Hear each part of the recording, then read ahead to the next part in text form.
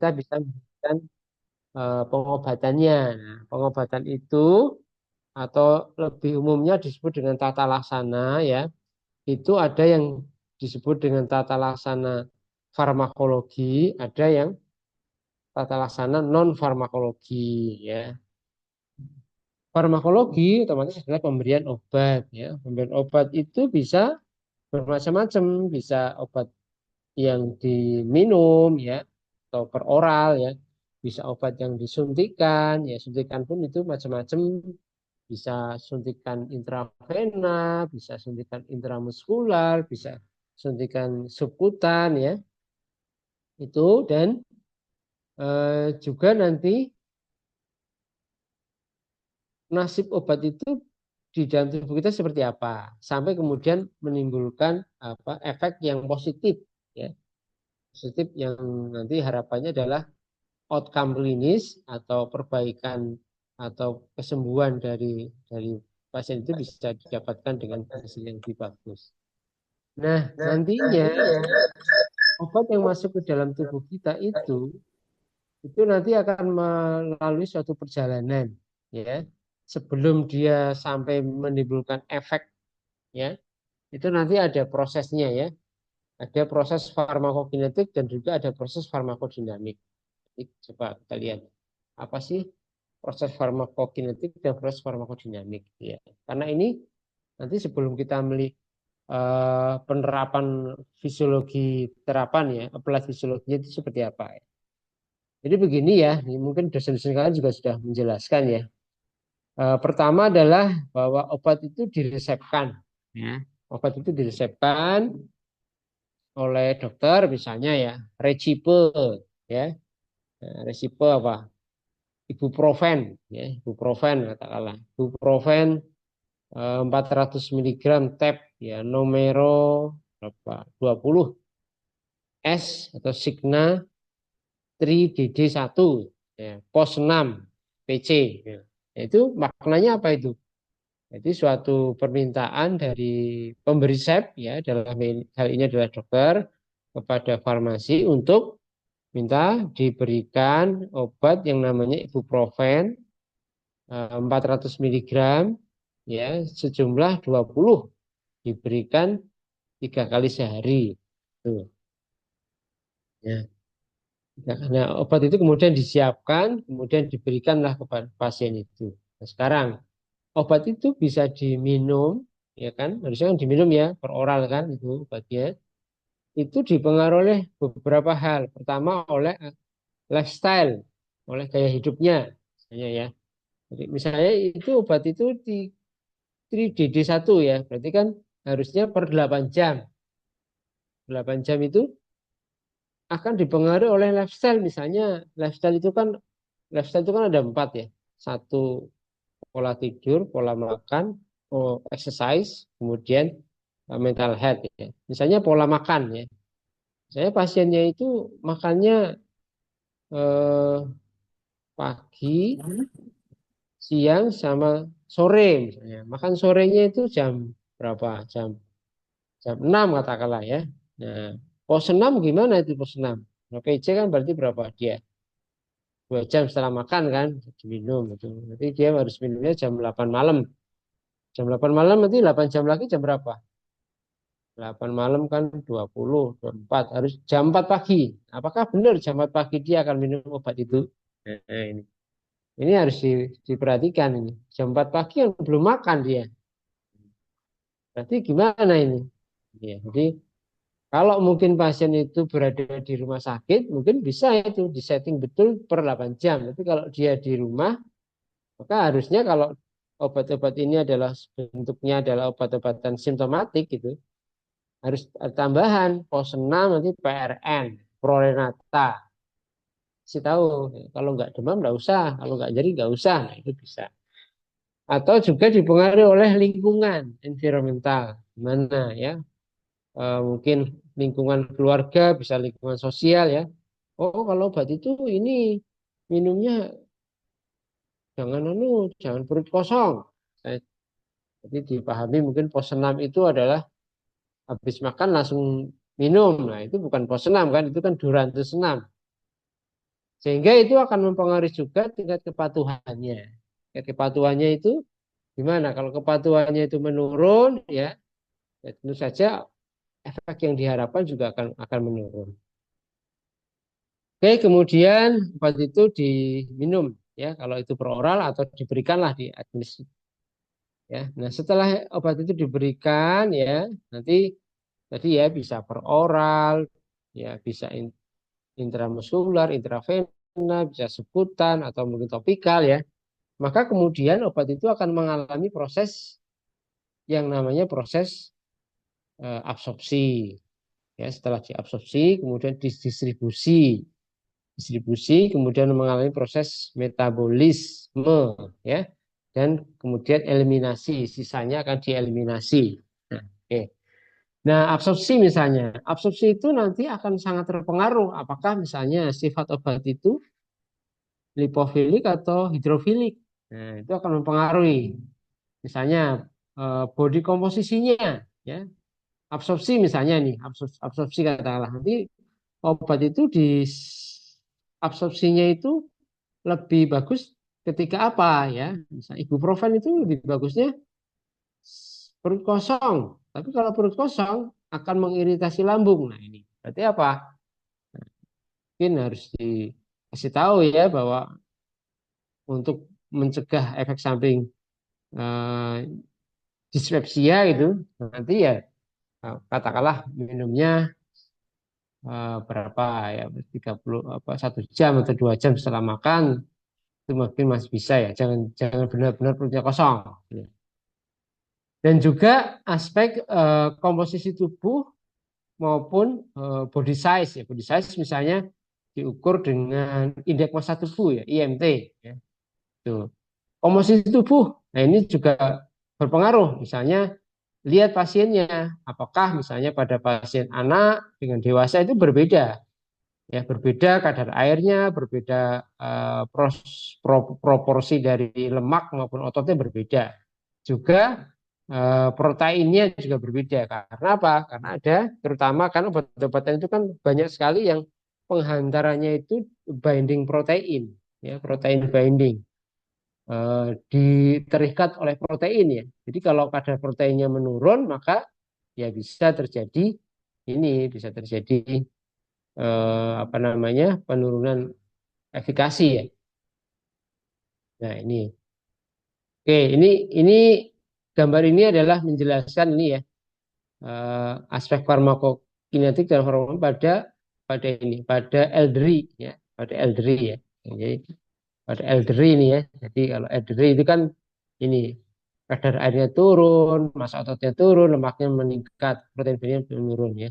Dan juga pada elderly itu misalnya ini dipengaruhi juga oleh nih, aliran ke livernya bagaimana, fungsi ginjalnya bagaimana. Nah, ini ya. Dan juga aspek ini polifarmasi karena apa? Komorbidnya.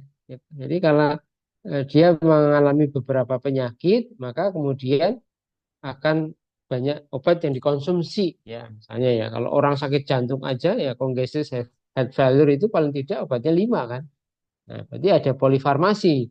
Kalau ada polifarmasi, maka harus dianalisis. Kira-kira ada nggak interaksi obat yang mengganggu absorpsi? Ada nggak interaksi obat yang mengganggu proses distribusi? Ya, itu ya, harus dipertimbangkan. Sehingga ini ya, eh, konsentrasi obat di set of actionnya itu bisa harus harus cukup, harus bagus, harus optimal ya. Nah, ini. Jadi aspek farmakokinetik itu adalah ilmu yang mempelajari apa yang dilakukan tubuh terhadap obat itu. Sehingga obat itu ya dosis tertentu diberikan maka akan tercapai enggak dosis optimal di set of actionnya itu. Nah, itu ya. Sedangkan aspek farmakodinamik itu adalah interaksi antara ya obat itu terhadap tubuh, terhadap penyakitnya ya. Nah, ini jadi setelah obat itu diabsorpsi, didistribusi ya, di metabolisme dan juga eliminasi, nanti kan akan kelihatan ini kira-kira konsentrasinya berapa. Nah, konsentrasi itu apakah akan memberikan efek farmakologis yang baik. Dan efek farmakologis itu ada dua kan. Satu itu efikasi, yang kedua adalah efek samping atau side effect atau adverse event ya. Adverse effect. Nah, efek efikasi harapannya kan efikasinya maksimal atau optimal. Juga efek sampingnya lebih lebih minimal. Nah, harapannya adalah outcome klinisnya lebih bagus. Ini. Jadi kalian ini harus melihat ya kira-kira pasiennya itu yang diberikan apa, apakah dia pediatrik ataukah dewasa ataukah geriatrik atau elderly. Nah, jadi sekali lagi farmakokinetik itu adalah ya suatu ilmu yang mempelajari tentang hubungan antara obat ya pemberian obat ya dengan konsentrasi obat ya konsentrasi obat di berbagai bagian tubuh ya. Jadi prosesnya ada empat tadi itu ada absorpsi, distribusi, metabolisme dan eliminasi ya. Misalnya ini begitu obat diberikan itu nanti dia akan masuk ke dalam aliran darah, kemudian masuk juga ke jaringan, kemudian sampai ke tingkat seluler ya.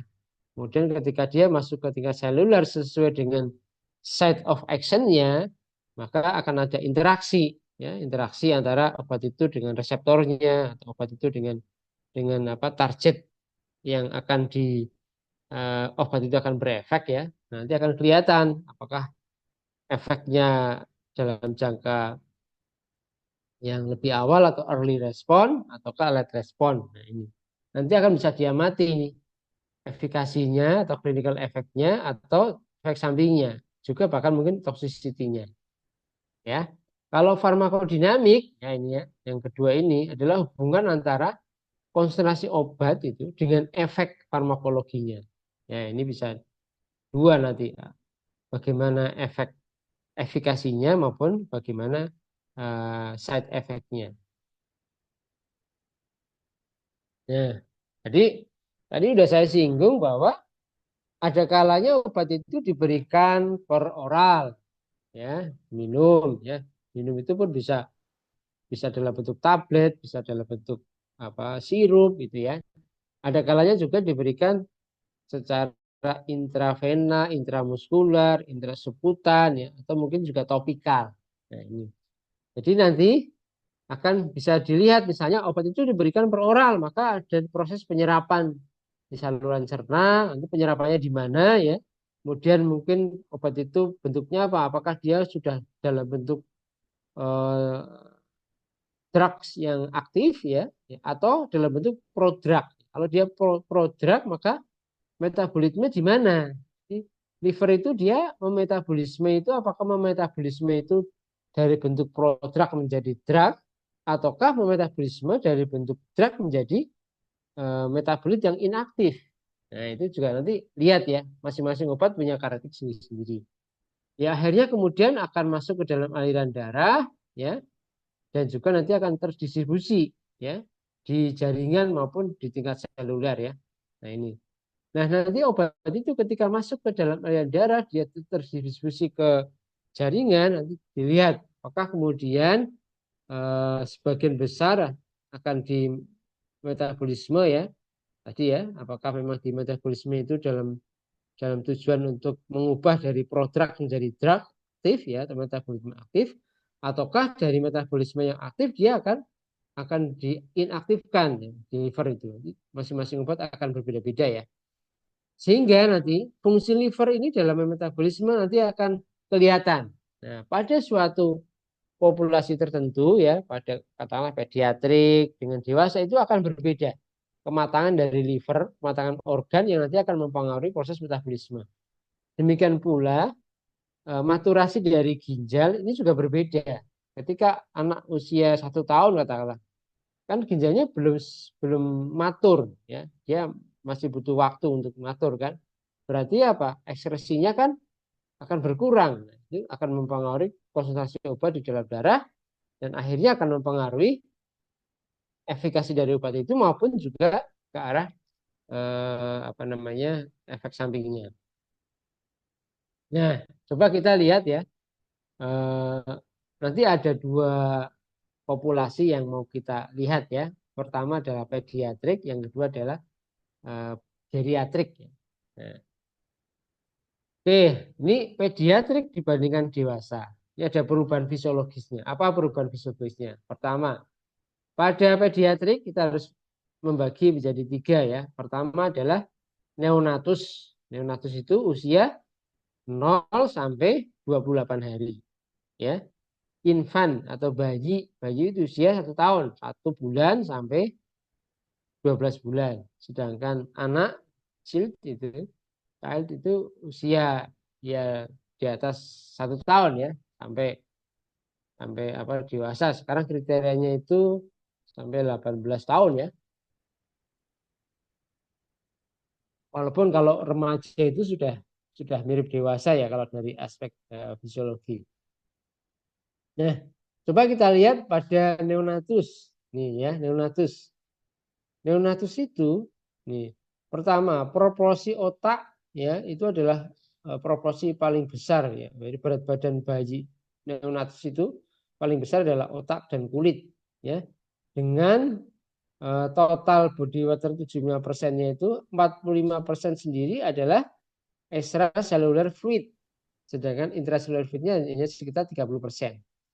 Pada anak-anak, nah ini ya, pada anak-anak itu extracellular fluidnya akan turun, ya, akan turun, sedangkan intracellular fluidnya akan naik 10% gitu ya. Nah, ini. Dan pada usia anak-anak ini ternyata dia body surface areanya itu besar. Kalau apa BSA itu luas lap, luas permukaan ya tubuh itu akan lebih tinggi sehingga apa akan memungkinkan dia mudah terjadi kehilangan cairan ya sehingga dia butuh butuh asupan cairan yang lebih besar ya untuk menjaga agar tidak sampai kekurangan cairan ini pada anak-anak itu extracellular fluidnya kan berkurang lagi sampai berapa sampai 15% 10%. Sedangkan intracellular fluidnya naik sampai 40%. Nah ini ya. Ini. Pada anak sampai umur 2 tahun itu kidney atau ginjal belum matang. Ya, matang. Nah, ini. Sehingga apa? Anak-anak di bawah 2 tahun itu harus hati-hati betul ini. Obat-obatan yang ekskresinya lewat ginjal. Ya, jangan sampai kemudian dosis obat yang diberikan itu terlalu besar sehingga karena fungsi ekskresinya belum sempurna ya bisa terjadi konsentrasi obat di dalam darahnya itu lebih tinggi dan itu bisa berakibat efek samping yang mungkin akan lebih besar dibandingkan yang dewasa. Oke. Nah, pertama coba kita lihat satu persatu dari aspek farmakokinetik. Pertama dari absorpsi. Ya, absorpsi ini ya. Kalian harus memahami ini kira-kira memang masing-masing obat itu absorpsinya lebih bagus diberikan pas makan atau durante makan atau setelah makan ya. Jadi, misalnya kita ambil contoh ya. Nah, ini proses absorpsi itu ya memang satu tergantung dari obat itu diberikan dalam bentuk apa. Katakanlah diberikan dalam bentuk oral misalnya itu. Lihat misalnya suplemen zat besi Fa ya. Dia apa? Dia ternyata kan diserap sejak di lambung sudah mulai penyerapannya. Juga khusus 12 hari duodenum maupun juga yeyunum. Ya, nih. Ternyata Fa itu lebih bagus apa diberikannya? Harusnya lebih bagus ketika perut kosong. Tapi juga kalau perut kosong masih mungkin ada efek sampingnya, perih dan sebagainya. Nah, proses absorpsi pada pemberian pediatrik ini harus memperhatikan misalnya ini perubahan-perubahannya apa? Nih, contoh ya. Perubahan fisiologisnya apa pada pediatrik itu? Pertama adalah intestinal transitnya itu turun. Ini dibandingkan dewasa loh ya. Kalau balistatiknya turun atau intestinal transitnya turun, maka ini secara farmakokinetik dia akan mempengaruhi kadar maksimal dari obat itu. Dan juga konsentrasi obat ya, AUC ya, area under curve ya. Itu akan berkurang ya. Kalau berkurang ini apa ini kira-kira obat apa yang bisa terpengaruh ya. Nah, itu pengaruh nih. Contohnya teofilin nih ya. Ini harus harus di berarti apa kalau transitnya itu berkurang ya udah ini harus diformulasikan dengan cara apa ya. Yang kedua juga ternyata pada anak-anak itu pediatrik itu pH lambungnya lebih turun ya. Kemudian juga intensitasnya konsentrasinya juga turun. Nah, ini juga akan berpengaruh pada kadar obat di dalam darah. Sehingga ini apa yang harus di, dilakukan ya nanti akan mempengaruhi obat itu di dalam darah. Ini secara secara apa keseluruhan ya pada usia-usia anak-anak dibandingkan dewasa perubahannya seperti apa ya. Nanti ini kita lihat satu persatu ya.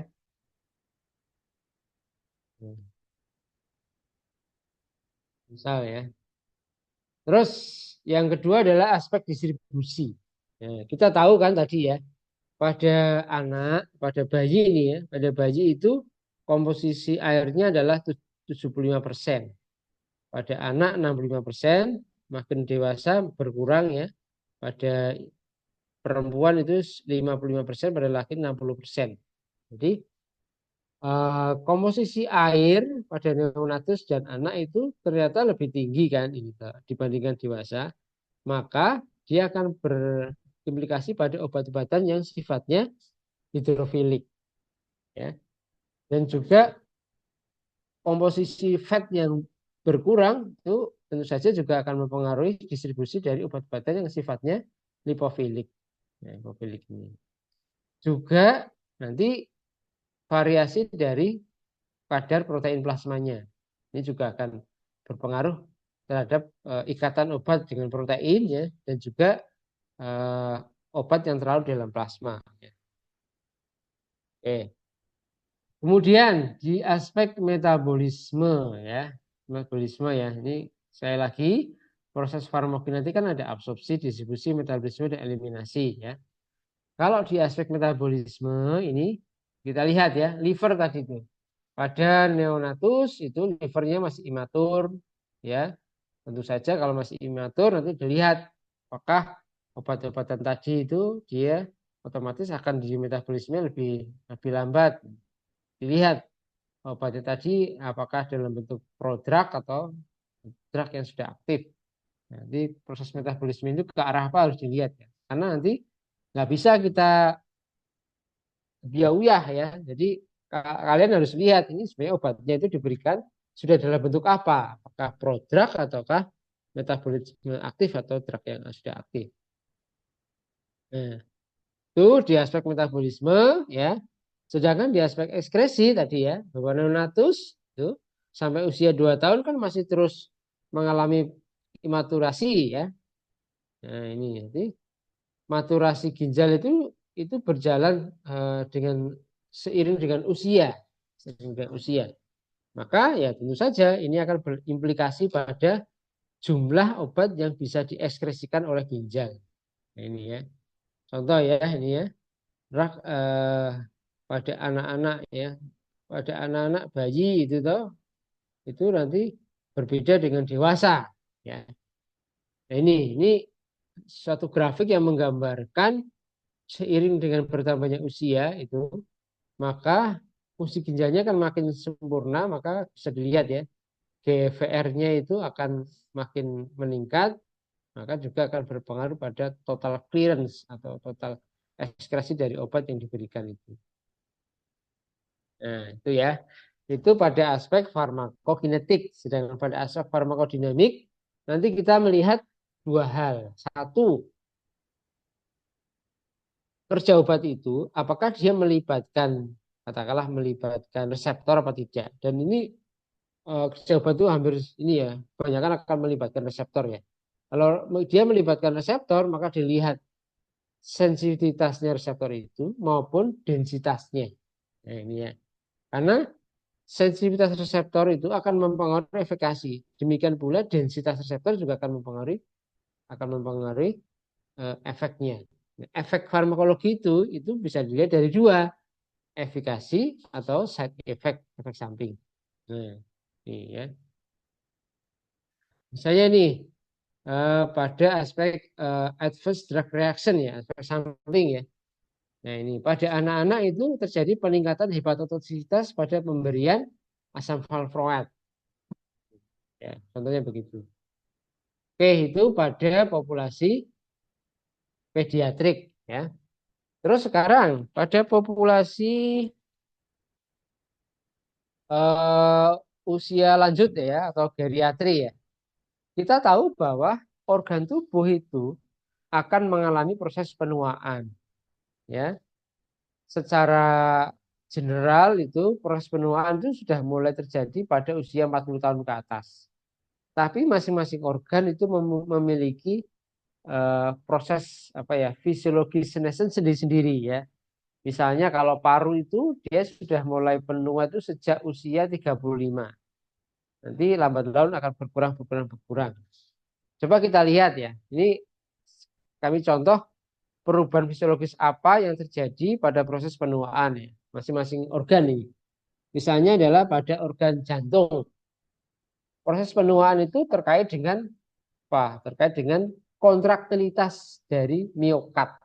Ya, kemampuan kontraksi dari otot jantung. Ya. Kalau kontraksi otot jantungnya itu menurun, maka otomatis jumlah darah yang dipompakan juga akan menurun. Ya. Jumlah darah per menit itu namanya cardiac output. Cardiac output itu apa? Adalah perkalian antara stroke volume dengan heart rate.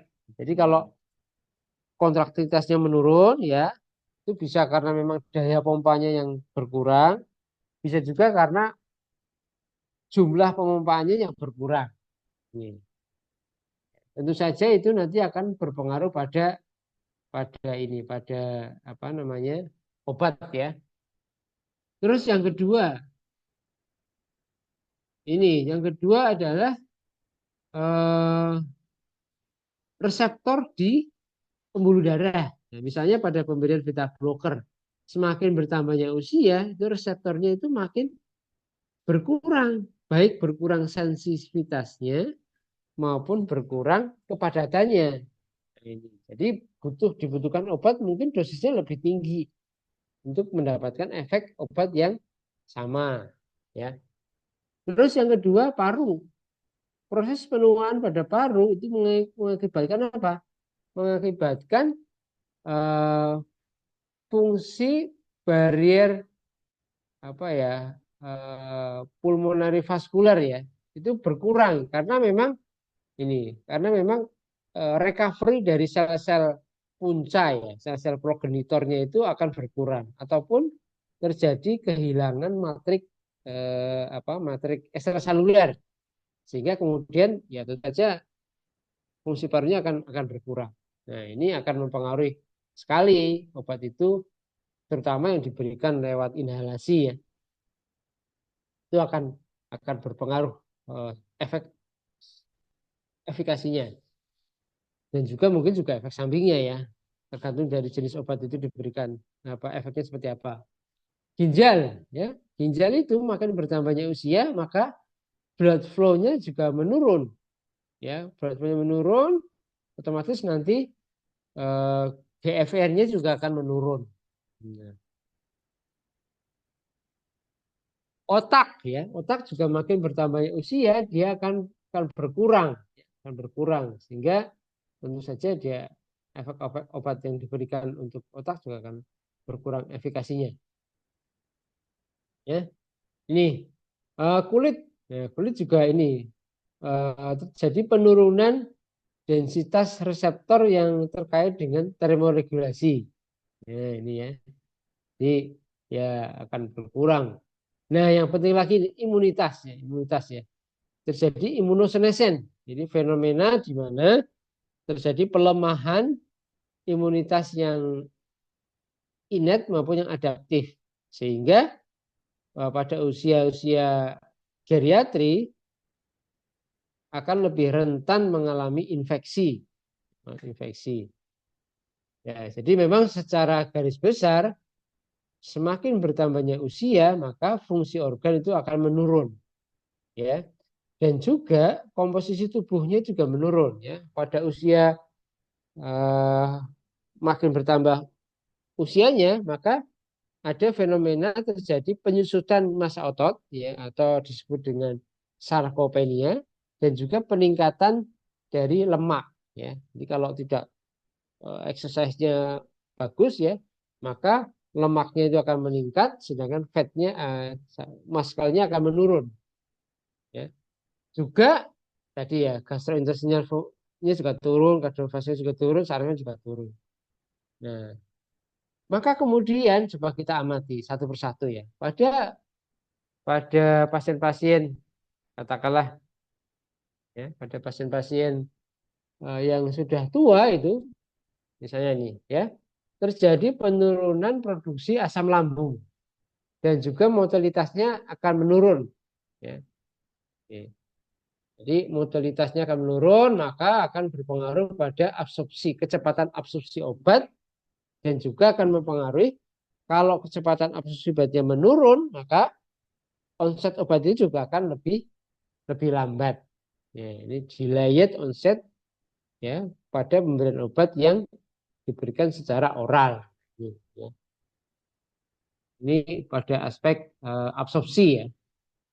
Pada aspek distribusi misalnya ini, ya, pada makin bertambahnya usia maka fatnya kan, body fatnya akan meningkat dan massa ototnya makin menurun. Body air tubuhnya akan menurun, albuminnya akan turun juga, ya. Nah, kalau itu turun ya kemungkinan distribusi obatnya itu juga akan menurun, ya, karena kan terutama obat-obatan yang memang distribusinya binding by protein. Metabolisme, ya, hepatic blood flow-nya akan turun, massa massa livernya akan turun, sehingga apa, ya, metabolismenya akan turun juga. Eliminasi, jumlah nefronnya turun, renal blood flow-nya turun, glomerular filtrasinya akan turun. Itu juga akan mempengaruhi ekskresi dari obat-obatan tadi. Nah, ini ya, jadi eh, pada aspek absorpsi jelas, ya, karena dia akan turun apa namanya gastrointestinal motility-nya, maka kemungkinan besar akan terjadi delay dari onset obat yang diberikan. Kalau distribusi tadi, ya, jadi kita lihat ini pada perbandingan antara dewasa muda dengan lansia, ya, atau geriatri, ya. Pada ini yang hijau itu dewasa muda, yang biru itu lansia, ya. Pertama terjadi kenaikan body fat, ya, lemak, ya. Ya, ini, ya, meningkat, ya. Yang kedua terjadi penurunan protein plasma, ya, turun. Yang ketiga terjadi penurunan cairan tubuh 17%. Kemudian terjadi penurunan cairan ekstraseluler sampai 40%. Ini peningkatan rasio lemak terhadap otot ini akan mempengaruhi obat-obatan, ya, distribusi obat-obatan yang lipofilik. Penurunan cairan tubuh dan protein plasma juga akan berimplikasi pada apa? Misalnya pada peningkatan tes tengah atau half life dari ini, ya, obat-obatan yang terlalu dalam lemak, ya. Nah, ini akan mempengaruhi konsentrasi obat itu. Jadi memang harus hati-hati pada usia-usia lansia, harus harus ada penyelesaian dosis. Misalnya, ya, pemberian fluoroquinolone, levofloxacin, kalau pada dewasa mungkin per orang bisa 750 mg per hari. Kalau dia udah lansia, udah di atas 60 tahun, itu udah 500 mg saja. Nah, misalnya gitu, udah cukup.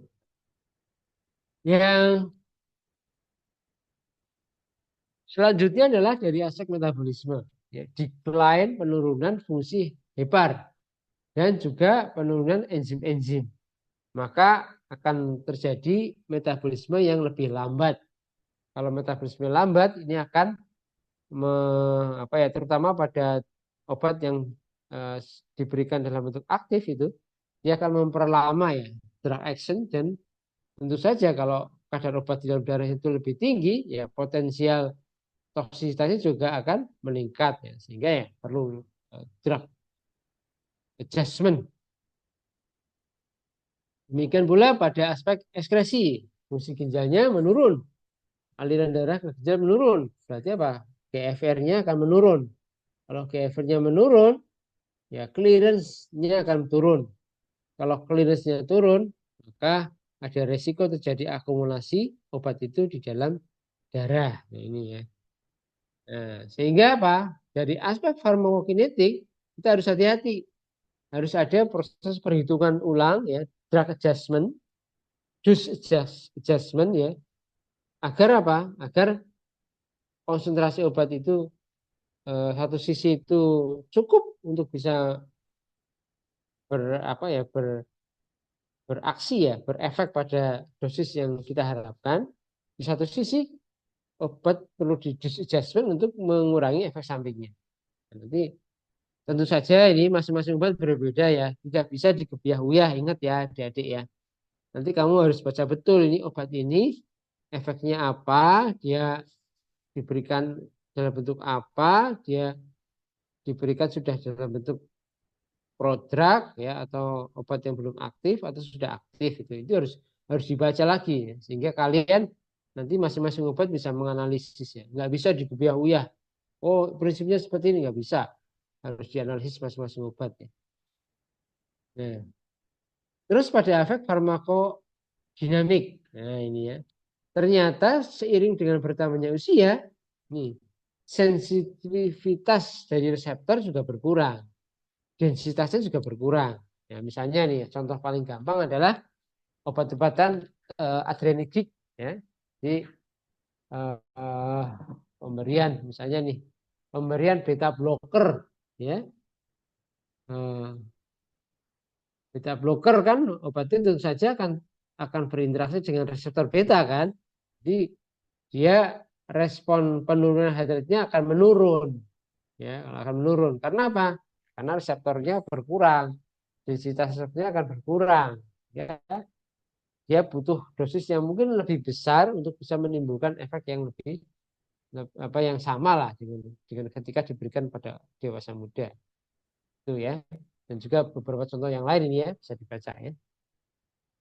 Nah, ini aspek farmakodinamik ya pada usia tua. Dan coba kita lihat ya, misalnya antipsikotik ya, efek farmakologinya apa? Dia sedasi dan bisa mengendalikan extrapyramidal symptom ya.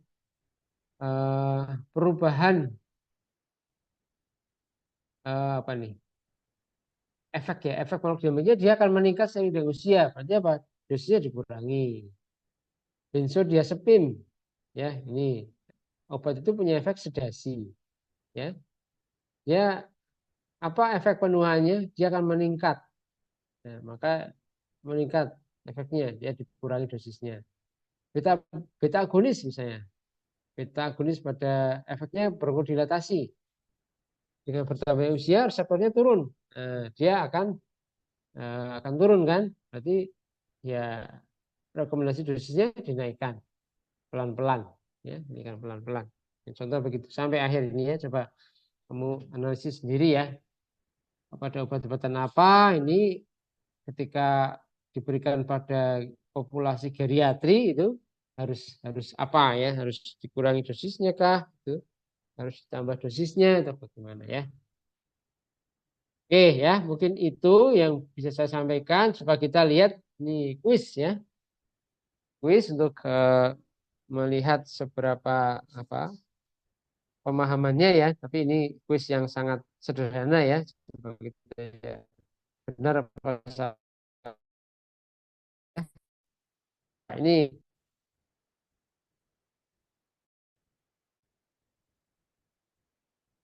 benar apa salah?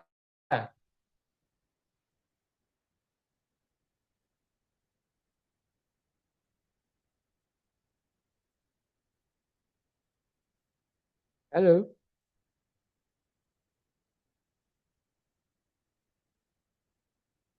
Nah,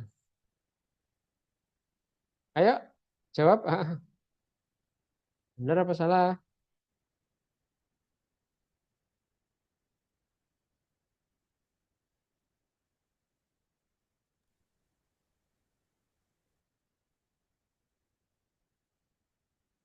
Halo, bisa bisa bisa di anu bisa terlihat nggak?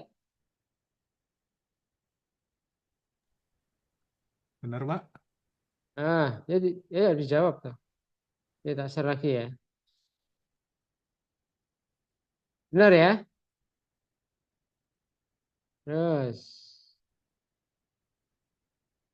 benar. Kemudian yang ini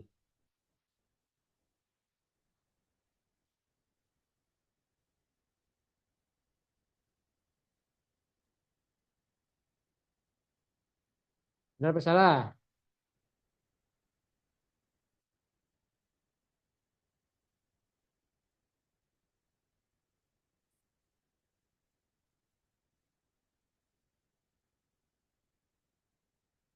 Mas apa nih? Mas Raka. Apa nih Mas Raka?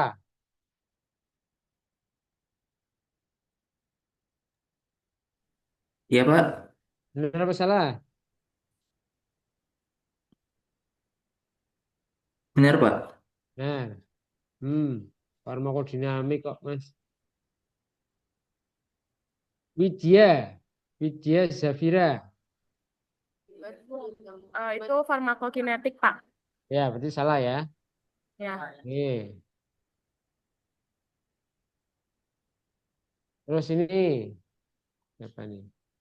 Ajeng Ainindya.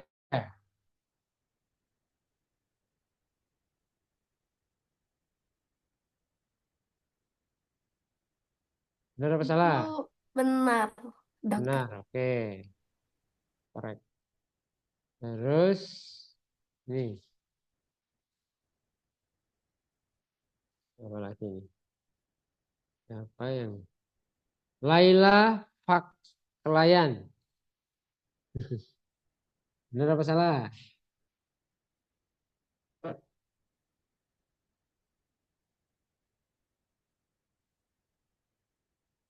Laila. Benar, dok. Benar ya, oke. Ya,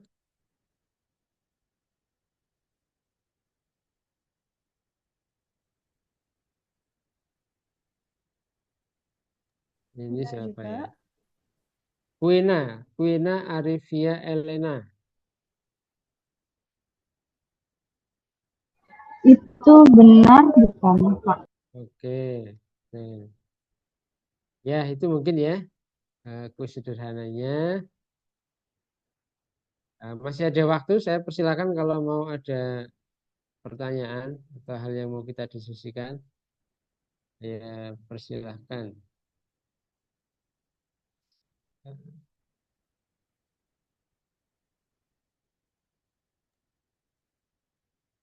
Pak, izin bertanya, Pak. Iya, iya, gimana? Tadi tentang densitas dan sensitivitas reseptor di pasien pediatrik, bagaimana ya, Pak? Ya, kalau pediatrik, itu fenomenanya sebenarnya hampir sama. Kan kalau eh, maturitas reseptor itu juga dipengaruhi oleh usia ya. Pediatrik juga kan turun juga. Dia belum banyak itu. Belum banyak reseptornya itu ya.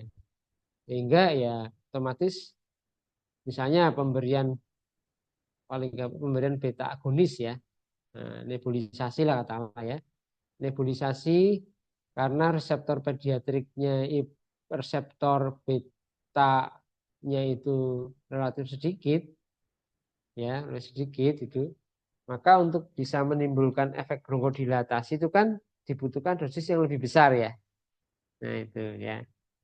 Ya, jadi itu misalnya pada pemberian inhalasi beta agonis ya, misalnya pemberian apa? Salbutamol itu ya. Itu pada anak-anak itu dosisnya hampir sama itu dengan dengan dewasa, ya hampir sama gitu. Jadi nggak beda jauh itu ya, walaupun memang lebih lebih lebih rendah ya, tapi nggak beda jauh itu, karena memang itu tadi eh, butuh dosis yang lebih besar untuk bisa menimbulkan efek farmakoterapi yang diharapkan. Nah, itu. Karena memang densitas maupun sensitivitasnya akan dibandingkan dewasa itu lebih lebih berkurang ya, lebih ya sedikit lah ibaratnya begitu. Itu Mas. Baik, terima kasih, Dok. Oke, terus ada lagi.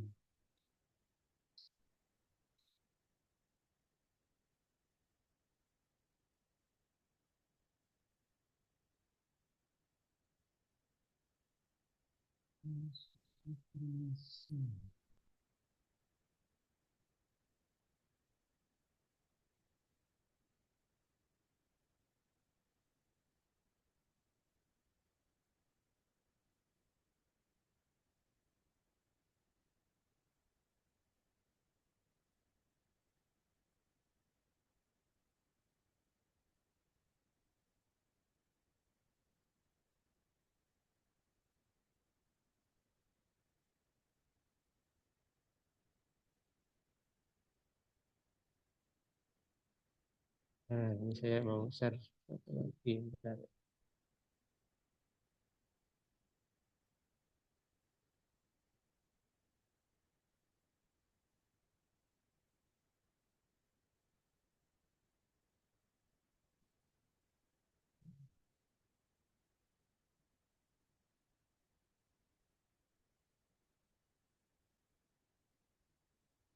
Hmm.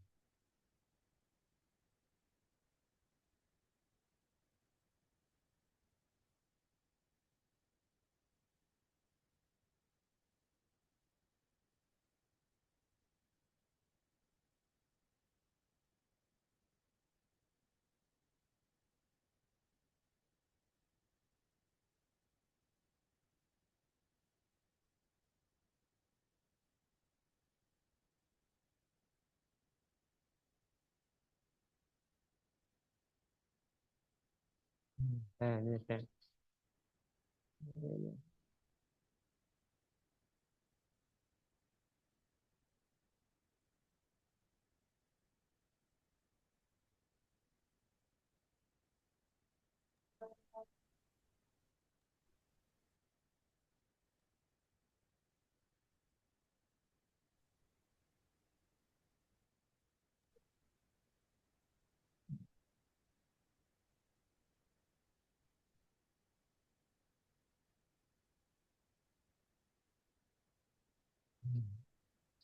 Hmm.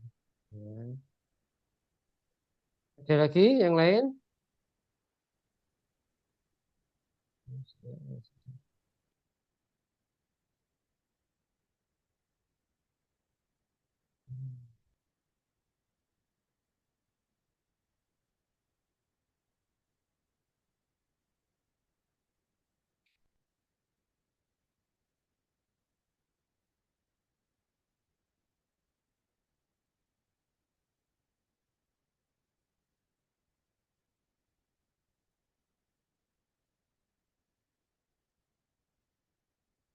Ya, kalau memang nggak ada, mungkin kita cukupkan ya untuk siang hari ini. Ini udah kuliah kesekian kalinya mungkin di hari ini ya. Pada capek sebenarnya ya. Semoga bermanfaat ya. Assalamualaikum warahmatullahi wabarakatuh. Waalaikumsalam Waalaikumsalam.